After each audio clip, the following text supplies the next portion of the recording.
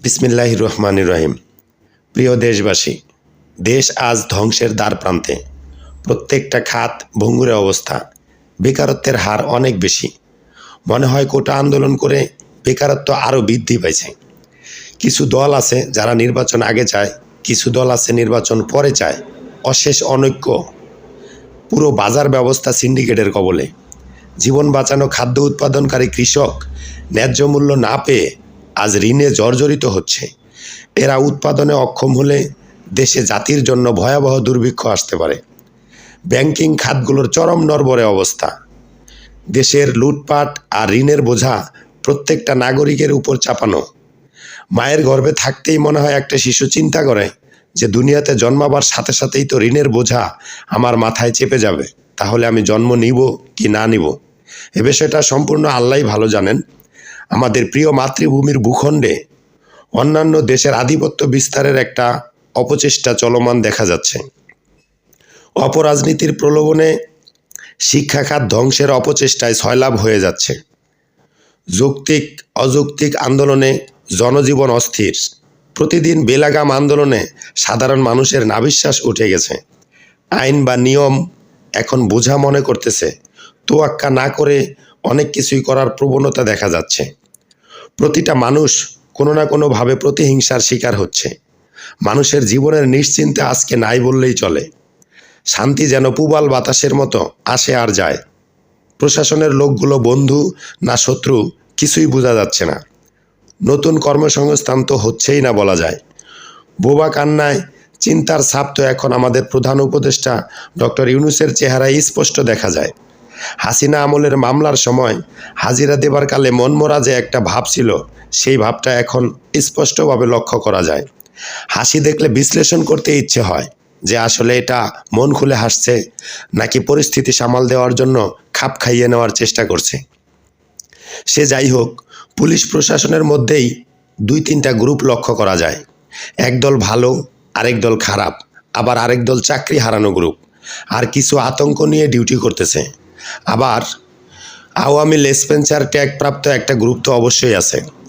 দেশের চরম বিশ্বস্ত সেনাবাহিনীর মধ্যেও আজকাল খারাপ ভালোর কথা খুব গুরুত্ব দিয়ে আলোচনা হয়। যদিও খারাপের সত্যতা পাওয়া গেছে, কিন্তু তাদের ক্ষেত্রে তো শুধু ভালোর দিকটাই থাকা উচিত, তাই নয় কি? বিগত সরকারের আমলে নারী সরকার থাকা সত্ত্বেও নারীর নিরাপত্তার চরম ঘাটতি ছিল। অহরহ ধর্ষণকাণ্ড ঘটছে, এখনও তা উল্লেখযোগ্যভাবে বন্ধই করা হয় নাই। চুরি ডাকাতি এখন প্রতিশোধের মতো করে দিন দুপুরে রাত্রে হরহামেশাই হচ্ছে। আমরা তো অনেক ক্ষেত্রে এরকমও জানতে পারছি, ঢাকার মানুষ যেন শান্তিতে ঘুমাইতে না পারে তার জন্য বিভিন্ন রকম পদক্ষেপ গ্রহণ করার জন্য দিক নির্দেশনা দেওয়া হচ্ছে। সাধারণ মানুষ ছাড়া সবাই কেমন জানি ক্ষমতাসীন হয়ে গেছে। দেশের ক্ষেত্রে নাগরিক দায়িত্ব কেমন জানি বালাই বা ঝামেলার মতো মনে করে অনেকেই। দেশ ভালো না থাকলে আমরা যে কেউই ভালো থাকতে পারবো না, এটা বাস্তবে কেউ মানতেই চায় না। শুধু মুখে মুখে অনেক বড় বড় কথা শোনা যায়। বিশাল একটা জনগোষ্ঠীকে রাজনৈতিক দলে নাম লিখিয়ে পরে দলের নাম ভাঙিয়ে টাকা খাওয়াকে পেশা মনে করতে দেখা যায়। শুধু নীরবে তার চেষ্টা থাকে এটা যাতে কেউ জানতে না পারে বা প্রকাশ্যে না আসে, আর শুরু হয়ে যায় তার অবৈধ উদ্দেশ্য বাস্তবায়ন করার যত রকম চেষ্টা আছে সব। দল বা দেশের ভালোর জন্য কোনো চেষ্টা তার ভিতরে নাই। দেশের মধ্যে শুধু যত্রতত্র সমালোচনা চলছে, আর দায় সারা কথাবার্তায় কালক্ষেপণ করার চেষ্টা হচ্ছে। প্রকৃতপক্ষে নিজেদের স্বার্থ ছাড়া সাধারণ মানুষ আর দেশের ভালো করার উদ্দেশ্য বিশেষ একটা শ্রেণীর লোকের মধ্যে দেখাই যায় না। অথচ দেশের ভালো চায় কথাটা মুখে সবসময় লেগেই থাকে। আল্লাহ না করুক আজকে দেশ বড় ধরনের কোনো একটা বিপদগ্রস্ত যদি হয় বা কোনো প্রাকৃতিক দুর্যোগের কবলে পড়ে বা কোনো মহামারী হয়, তাহলে দেশে কী যে একটা পরিস্থিতি হবে তা কল্পনা করাও মুশকিল। সম্মিলিত ঐক্যতা যে কতটা গুরুত্বপূর্ণ এই মুহূর্তে দেশের ভালোর জন্য দরকার, তা গভীরভাবে চিন্তা না করলে কোনো অবস্থায় আঁচ করা যায় না।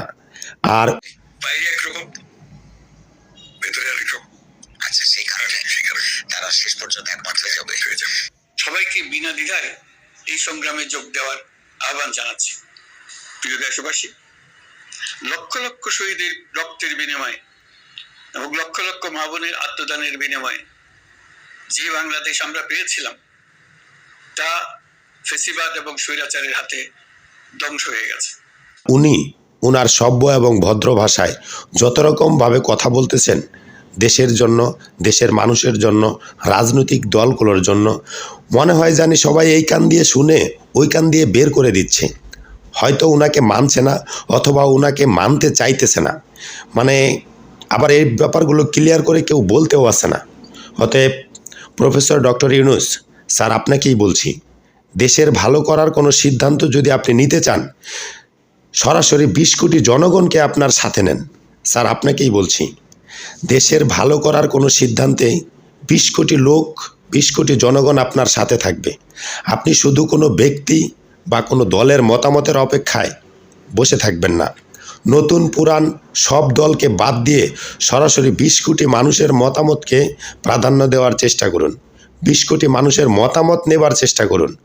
দায় সারার জন্য শুধুমাত্র আপনি ধরতে গেলে প্রত্যেকটা দলকে যা বলার তা মৌখিকভাবে বা লিখিতভাবে বলে দেন। 20 কোটির মাঝে সবচেয়ে বেশি লোক আপনার যেই সিদ্ধান্তের প্রতি সমর্থন দিবে সেই সিদ্ধান্তটাই বাস্তবায়ন করুন। রাজনৈতিক দলগুলো আপনার সিদ্ধান্ত মেনে নেওয়ার জন্য রাজি না হলেও কিছু যাবেও না, কিছু আসবেও না, কিন্তু জনগণ যে সিদ্ধান্তটা সবচেয়ে বেশি ভোট দিয়ে সহমত দিবে সেই সিদ্ধান্তটা মানার জন্য প্রত্যেকটা রাজনৈতিক দল অবশ্যই বাধ্য থাকবে। তখন আপনি মুখের উপর বলতে পারবেন এটা জনগণের সিদ্ধান্ত, আর এটা আপনারা কারা মানবেন কারা মানবেন না এটা আপনাদের একান্তই ব্যক্তিগত, তবে এটাই হবে। জনগণের কোনো সিদ্ধান্ত মানবে না এমন কোনো রাজনৈতিক দল আমাদের দেশে রাজনীতি করার কোনো দরকার নেই।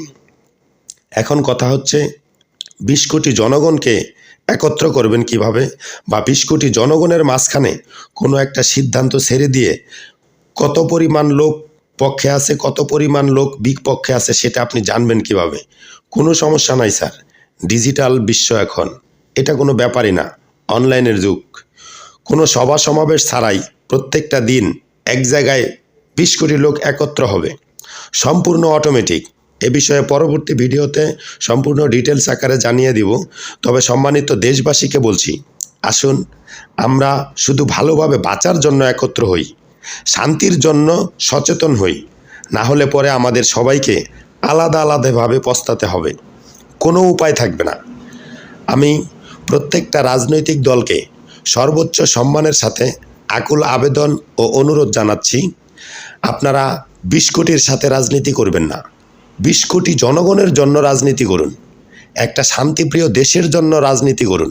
আমাদের দেশে রাজনৈতিক দলের প্রয়োজনীয়তা অপরিসীম। আমরা কোনো রাজনৈতিক দলের বিরুদ্ধে না, কোনো রাজনৈতিক দলের বিপক্ষেও না। আর আলহামদুলিল্লাহ আমাদের দেশে অনেক কয়টা বড় বড় রাজনৈতিক দল আছে। সো আপনারা আমাদের দেশের ভালোর জন্য বর্তমান যে সরকার আছে তাকে যেভাবে ভালো হয় সেভাবে সঙ্গ দিন। মুখে এক, অন্তরে এক, সামনে এক, পিছনে এক, এই জিনিসগুলোর থেকে আমাদের প্রত্যেককেই বের হয়ে আসতে হবে। আর আমাদের শান্তিপ্রিয় দেশের জন্য অবশ্যই রাজনৈতিক দল লাগবেই, থাকতেই হবে। না থাকলে আমরা নতুন করে প্রয়োজনে আবার তৈরি করব, সেটাতেও আমরা বাধ্য। কিন্তু আলহামদুলিল্লাহ এখন তো অনেক দল আছে। স্বাধীন জনগণ কি চায়? তারা চায় বেঁচে থাকবার অধিকার, যে অধিকার আল্লাহ এই দেশের জনগণকে দিয়েছে। এই অধিকার কেউই কেড়ে নিতে পারবে না। পরিশেষে প্রত্যেকেই শ্রদ্ধার সাথে আমার সালাম জানবেন। আসসালামু আলাইকুম। বাংলাদেশ চিরজীবী হোক।